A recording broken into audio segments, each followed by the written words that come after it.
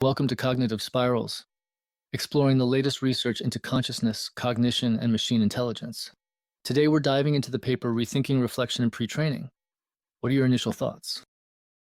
My initial thought is that it's about time we started seriously considering how these massive pre-trained models actually think, or if they're just really good at mimicking thinking. You know, the scale of these things is just mind-boggling, and if we can get them to truly reflect on their own reasoning, that's huge.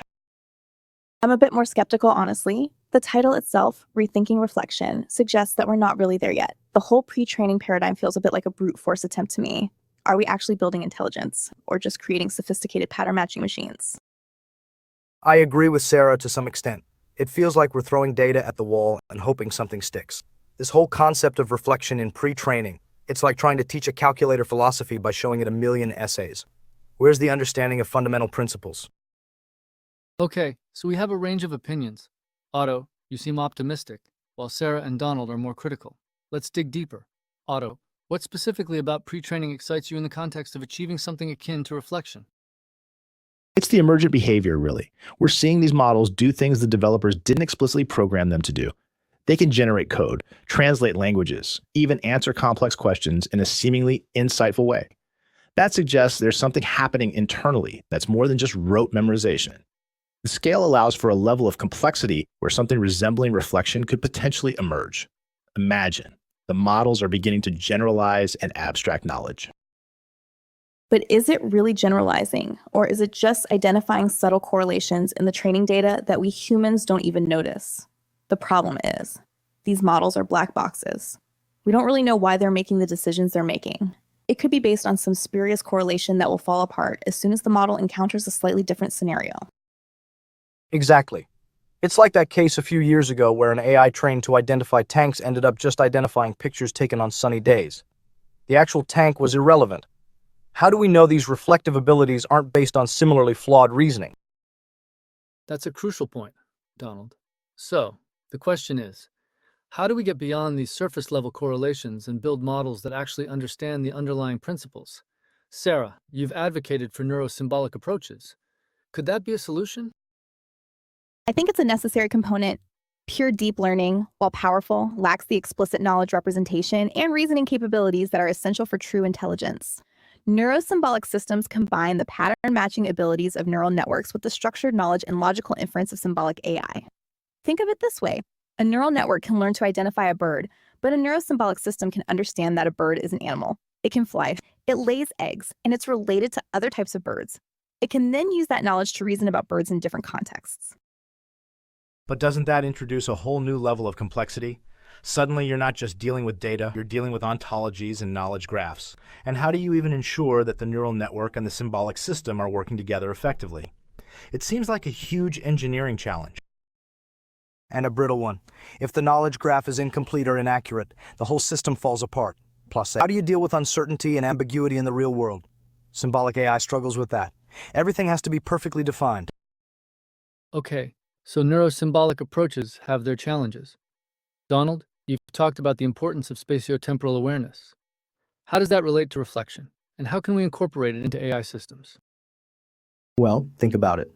Reflection isn't just about processing information. It's about understanding your place in the world, both in space and time. It's about being able to imagine yourself in different scenarios, to learn from past experiences, and to plan for the future. Current AI systems are largely devoid of this kind of embodied awareness. They can process text and images, but they don't understand what it's like to be in a physical environment, to interact with objects, and to experience the passage of time. Imagine a robot trying to reflect on navigating a room without any understanding of spatial relationships or object permanence. It's nonsensical. So, you're suggesting we need to give AI systems a body, in essence, like train them in a simulated environment where they can interact with the world and learn about cause and effect? Exactly. And not just a simple simulated environment. We need to create environments that are rich and complex, that force the AI to develop a sophisticated understanding of space, time, and causality. I suspect the core algorithm needs to be able to translate between different coordinate representations. Think about how we navigate. We can use a map, Cartesian coordinates, follow a compass, polar coordinates, or even just rely on our intuition and sense of direction. An intelligent system needs to be able to seamlessly switch between these different representations. That sounds incredibly difficult to implement. How would you even begin to encode that kind of knowledge into an AI system? I think we need to look to neuroscience for inspiration. The brain is incredibly good at processing spatiotemporal information. We have specialized neurons for representing location, direction, and time. We need to understand how these neurons work and try to replicate their functionality in our AI systems. That's fascinating, Donald. So instead of just feeding AI systems massive amounts of data, we need to give them a fundamental understanding of the world, grounded in space, time, and causality. This brings me back to the paper, Rethinking Reflection in Pre-Training. The authors are trying to improve reflection within the existing pre-training paradigm. Is that a worthwhile endeavor, or are we just polishing a fundamentally flawed approach? I think it's definitely worthwhile. Even if pre-training isn't the ultimate solution, it's a powerful tool that we can use to make progress. And if we can improve the reflective abilities of these models, even incrementally, that's a win. Think of the potential applications. We could have AI systems that can debug their own code, write more creative content, or even provide more insightful medical diagnoses. But what if we're just reinforcing bad habits? What if we're training these models to be even better at generating plausible sounding but ultimately meaningless text? I worry that we're focusing on the wrong problem.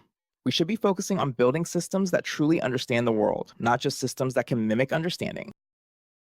I agree with Sarah. It's like trying to build a house on a shaky foundation.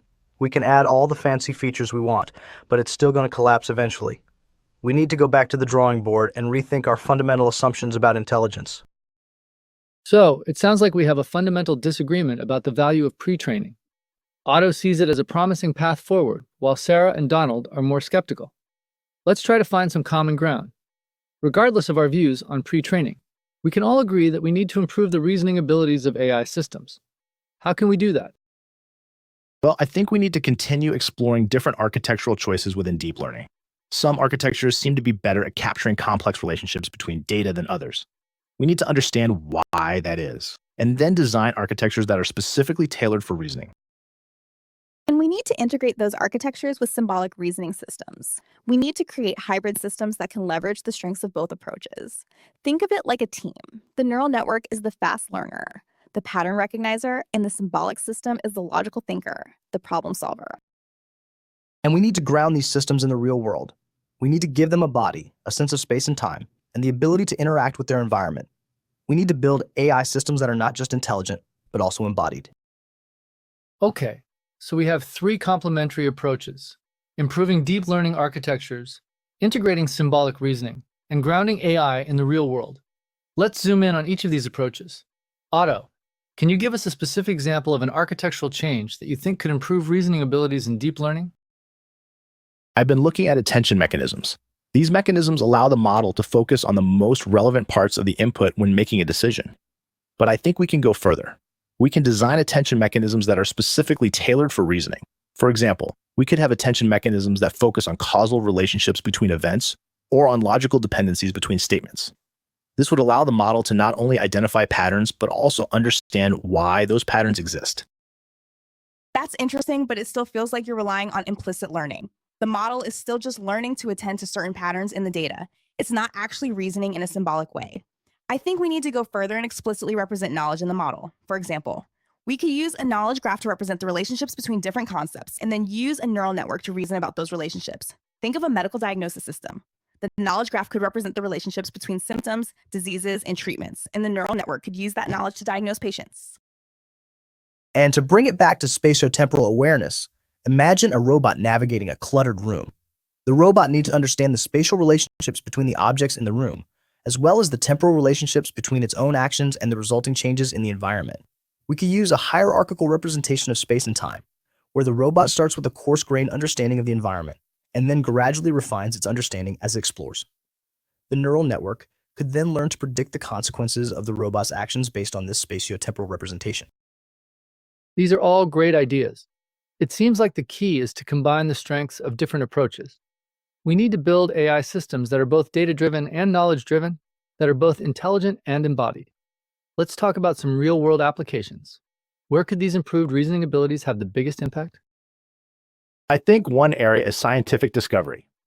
Imagine an AI system that can read scientific papers, extract key findings, and then use those findings to generate new hypotheses.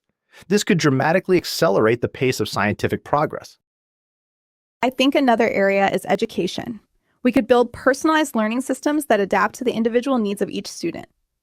These systems could identify the student's strengths and weaknesses, and then provide them with targeted instruction and feedback.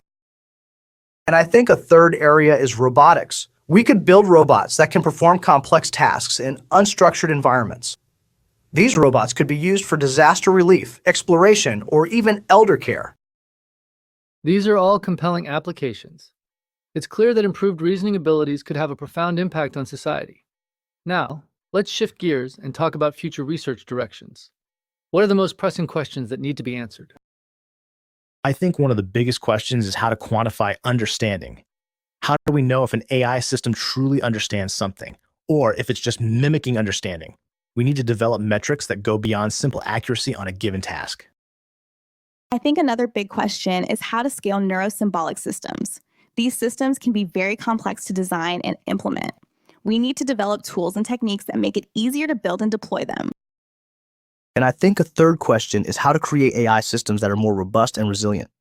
Current AI systems are often very brittle, and they can easily be fooled by adversarial examples. We need to build systems that are more resistant to these kinds of attacks. Excellent points. To summarize, Otto wants better metrics for understanding.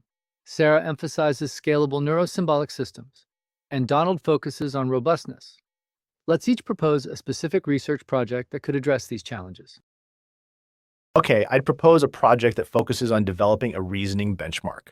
This benchmark would consist of a set of tasks that require not just pattern recognition, but also logical inference, causal reasoning, and common sense knowledge. The goal would be to create a benchmark that can accurately measure the reasoning abilities of AI systems. I'd propose a project that focuses on developing a neuro-symbolic programming language. This language would allow researchers to easily combine neural networks and symbolic reasoning systems in a modular and reusable way. The goal would be to make it easier to build and deploy complex neurosymbolic applications. I'd propose a project that focuses on developing a spatiotemporal adversarial training method. This method would involve training AI systems to be robust against adversarial attacks that exploit their understanding of space and time. The goal would be to build systems that are more resistant to these kinds of attacks and that can generalize better to new environments. Fantastic. All three projects are incredibly important. It's fascinating how each of our perspectives lead to different, yet complementary, research directions. Okay, we're coming to the end of our time. Any final thoughts on rethinking reflection and pre-training in the broader pursuit of truly intelligent machines? I remain optimistic.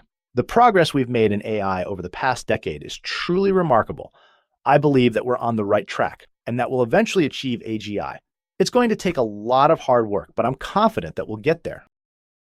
I'm still a bit skeptical, but I'm also hopeful. I think we need to be more critical of our current approaches, and we need to be willing to explore alternative paradigms. But I believe that if we combine the best ideas from different fields, we can eventually build truly intelligent machines. I agree with Sarah. We need to challenge our assumptions and be open to new ideas. The path to AGI is not going to be easy, but it's a journey worth taking. And who knows, maybe along the way, we'll learn something about ourselves. A fitting end. Thank you all for your insightful contributions. And thank you to our listeners for joining us on this cognitive spiral. We hope you found the discussion thought-provoking. Until next time.